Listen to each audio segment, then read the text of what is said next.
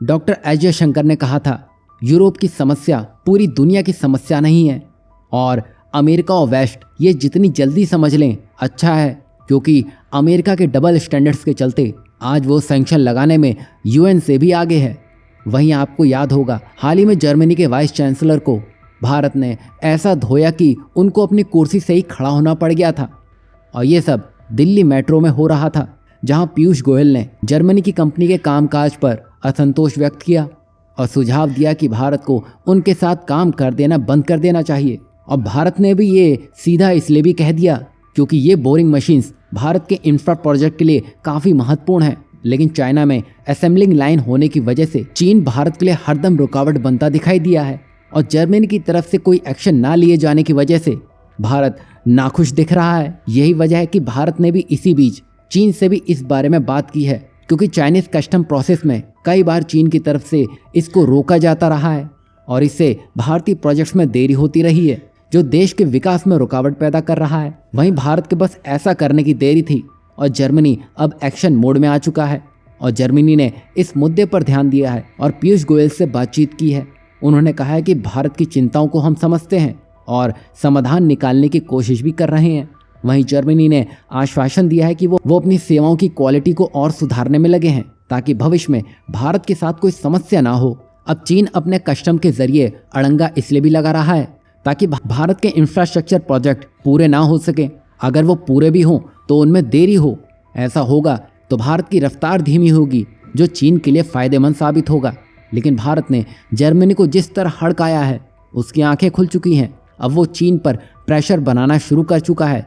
सोचिए, अगर भारत ऐसा ना करता, ऐसा ना कहता, तो आप देखिए, इनको पता भी नहीं लगता कि इनकी सप्लाई चेन में क्या कुछ होने में लगा है। आपको क्या लगता है, भारत का ये बदलाव क्या ये पश्चिमी देश डाइजेस्ट कर सकेंगे? क्योंकि अब भारत सुनता नहीं है बल्कि सुनाने में यकीन रखता है। वहीं नेक्स्ट अपडेट बड़ी खास है, जो अमेरिका के डबल स्टैंडर्ड को साफ दिखा रही है, क्योंकि वो सैंक्शन का इस्तेमाल सिर्फ अपने फ़ायदे के लिए और सामने वाले को दबाने के लिए करता है ताकि वो अमेरिका के खिलाफ खड़ा ना हो सके। ईरान, उत्तर कोरिया, रूस और अब भारत, हर किसी पर वो कभी ना कभी ये गाज गिरा चुका है। मतलब यहाँ अमेरिका के लिए दोस्ती नहीं, बस इंटरेस्ट ही काम करता है।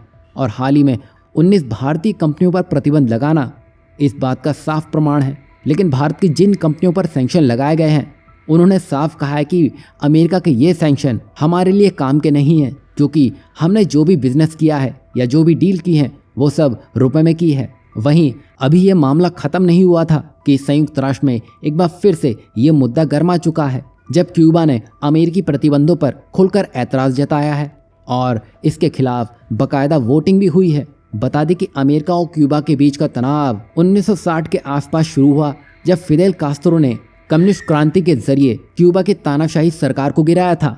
और खास बात तो यह है कि अमेरिका उसी तानाशाह का समर्थक रहा है। वहीं इसी बीच फिदेल कास्त्रो के सोवियत संघ के साथ बढ़ते रिश्तों से अमेरिका और चिंतित हो गया। इसके परिणाम स्वरूप अमेरिका ने क्यूबा पर आर्थिक प्रतिबंध लगाना शुरू कर दिया, जिसका मुख्य उद्देश्य क्यूबा की अर्थव्यवस्था को कमज़ोर करना और वहाँ पर लोकतंत्र लाना था। तो वहीं 1962 में क्यूबा मिसाइल संकट के दौरान अमेरिका ने देखा कि क्यूबा में सोवियत परमाणु मिसाइलें स्थापित की जा रही हैं और इसके बाद तो मानो अमेरिका ने क्यूबा को खड़े होने का मौका ही नहीं दिया। नतीजा ये हुआ कि आज तक क्यूबा उस आर्थिक घेरेबंदी का सामना कर रहा है जिसने उसकी आर्थिक स्थिति और बदतर कर दी है। अब संयुक्त राष्ट्र महासभा में इस मुद्दे पर मतदान हुआ, जिसमें 187 देशों ने क्यूबा का समर्थन किया, जिसमें भारत भी शामिल था। बता दें कि अमेरिका और इजराइल ही अकेले इसके विरोध में थे।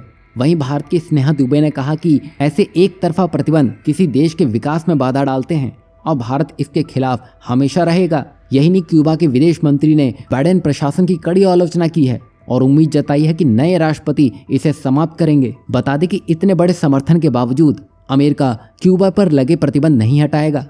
भले ही 187 देशों ने यूएन में क्यूबा का समर्थन किया हो, अमेरिका अपनी नीति पर अड़ा रहेगा। वहीं संयुक्त राष्ट्र को देखा जाए तो वो केवल निंदा कर सकता है, किसी देश को बाध्य नहीं कर सकता है, जो हम सब ने अब देख लिया है।